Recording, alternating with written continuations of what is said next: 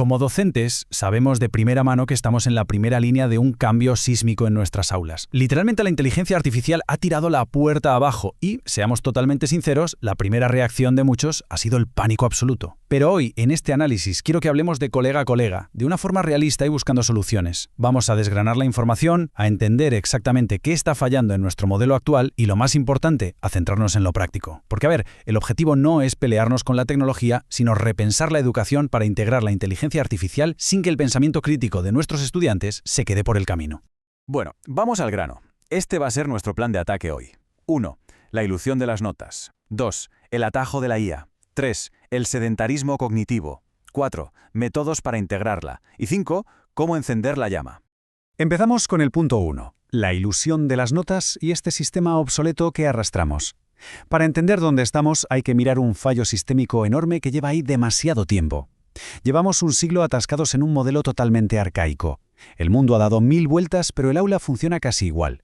Y el problema es que hemos priorizado el simple hecho de aprobar por encima del aprendizaje real. Pensad en esto. Hace muy poco, un estudiante de una universidad súper prestigiosa demostró en su propia graduación que había sacado la carrera usando casi exclusivamente inteligencia artificial.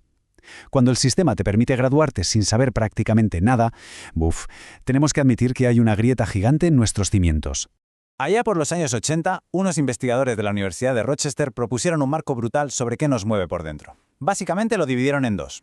A la izquierda tenemos la motivación intrínseca, que es esa maravilla, ese placer puro de hacer algo solo por el gusto de aprender. Y luego, a la derecha, la motivación extrínseca, hacer las cosas por la nota, por el premio o para que no te castiguen. Y seamos honestos, históricamente nuestras aulas se han volcado casi al 100% en la parte derecha. Hemos convertido la educación en una especie de carrera de obstáculos, donde la nota, ese numerito a final del trimestre, ya no tiene nada que ver con el conocimiento. El objetivo ya no es aprender, es literalmente saltar la valla y punto. Y claro, esto nos lleva al punto 2, el atajo de la IA y cómo se ha roto el pacto. Esa desconexión total entre aprender y aprobar ha sido la tormenta perfecta para que la inteligencia artificial arrase con nuestro frágil sistema de calificaciones. Fijaos en este contraste porque es súper revelador. A la izquierda, la trampa de toda la vida. La mítica chuleta. Estaba prohibida, obvio, pero irónicamente, hacer una buena chuleta, madre mía, eso requería una capacidad de síntesis espectacular, jerarquizar ideas, hacer un esfuerzo real por condensar lo importante. Pero mirad a la derecha. Hoy, con la IA generativa, cualquiera puede sacarse de la manga un ensayo académico increíble en, 20 segundos, sin haberse leído ni el enunciado. El abismo que había entre aprobar y aprender acaba de tocar fondo, porque ahora existe este atajo irresistible de esfuerzo cero. Punto número 3. Sedentarismo cognitivo y la atrofia mental. Cuando coger ese atajo se convierte en el pan de cada día, aparece esto que los investigadores llaman sedentarismo cognitivo. A ver, usar la IA para saltarnos el esfuerzo de pensar es exactamente igual que ir al gimnasio, pagar la cuota y pedirle a otra persona que levante las pesas por nosotros. Es que no tiene sentido. Nuestros músculos no van a crecer por mirar a otros sudar la gota guarda. Y con el cerebro pasa lo mismo. Si delegamos constantemente nuestros procesos de pensamiento, estamos dejando que se nos oxide la mente. Ojo con este dato porque es fascinante y asusta un poco, la verdad. Un experimento reciente del MIT midió la actividad eléctrica del cerebro de 54 estudiantes mientras escribían ensayos. Pues bien, los que le pasaron el muerto a la inteligencia artificial tuvieron una caída del 55% en la actividad de las zonas del cerebro relacionadas con la creatividad y el lenguaje. Es como si literalmente la mitad de su mente se apagara, se pusiera en modo avión, mientras la máquina hacía todo el trabajo pesado.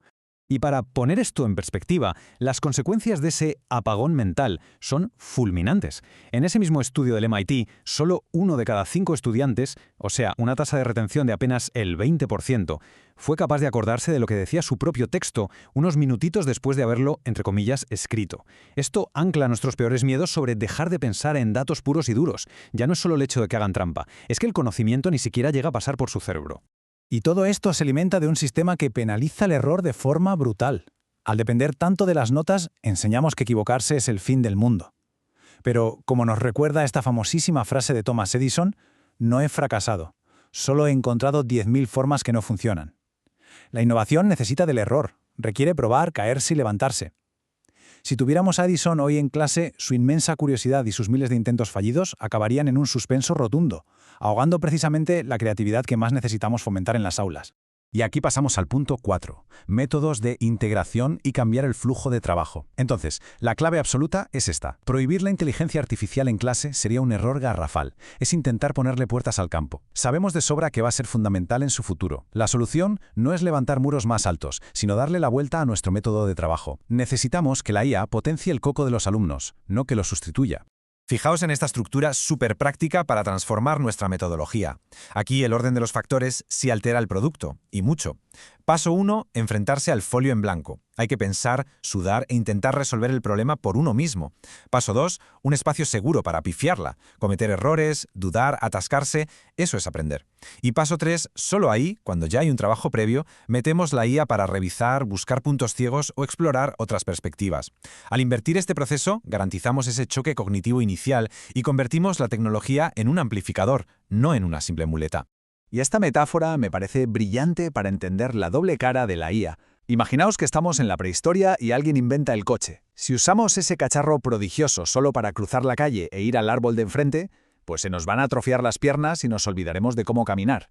Esa es la atrofia del lado izquierdo. Pero ¿y si seguimos caminando para las distancias cortas y usamos el coche para explorar territorios a 500 kilómetros que antes eran un sueño imposible? Ahí estamos expandiendo fronteras. Con la inteligencia artificial pasa exactamente lo mismo.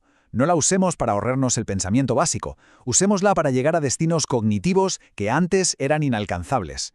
Llegamos al último punto, el 5, encender la llama y el cambio social. Para que todos estos métodos cuajen de verdad, necesitamos un giro mucho más profundo a nivel de sociedad. Las pruebas estandarizadas tipo PISA ya nos están gritando que el sistema clásico hace aguas estrepitosamente. Muchas veces los estudiantes ni comprenden lo que leen. El éxito real de un colegio no es que un alumno te recite de carrerilla las fechas de los reyes si luego odia la asignatura. El éxito de verdad es centrarse en la motivación intrínseca, es despertar una curiosidad tan genuina, conseguir que alguien se enamore tanto de un tema que sienta que delegarle ese aprendizaje a una máquina sería como pedirle a alguien que se coma su plato favorito por él, ni de broma. Y para montar todo este tinglado necesitamos hacer piña y construir una coalición real entre familias, profesores y políticos. Y ojo, que esto es un desafío gigante también para nosotros, los adultos. Yo mismo podría haber metido 4 instrucciones en una IA para que me redactara todo este análisis en 10 segundos. Pero el tremendo esfuerzo de investigar, de jerarquizar, de buscar las palabras exactas, todo eso es lo que mantiene mi mente ágil y asegura que la voz que escucháis sea realmente la mía. Esto nos obliga a plantearnos algo muy serio. ¿Qué tareas de síntesis y de pensamiento crítico vamos a proteger a capa y espada en nuestro propio día a día? Me quiero despedir con esta cita anónima que es poderosísima. La educación no consiste en llenar un cubo, sino en encender un fuego. Hoy en día, llenar un cubo de datos es completamente inútil. Una máquina siempre lo va a hacer más rápido y con más capacidad. Nuestro único salvavidas frente a un futuro superficial y totalmente dependiente de los algoritmos es nuestra capacidad de encender ese fuego. La pasión por entender cómo funciona el mundo se enseña, se contagia y deja una marca para toda la vida. Así que mantengamos ese fuego vivo en nuestras aulas. Muchísimas gracias por acompañarme en este análisis. Y recordad, mientras la tecnología avanza sin frenos, la gran pregunta que todos debemos llevarnos hoy es ¿qué músculos mentales nos negaremos rotundamente a atrofiar?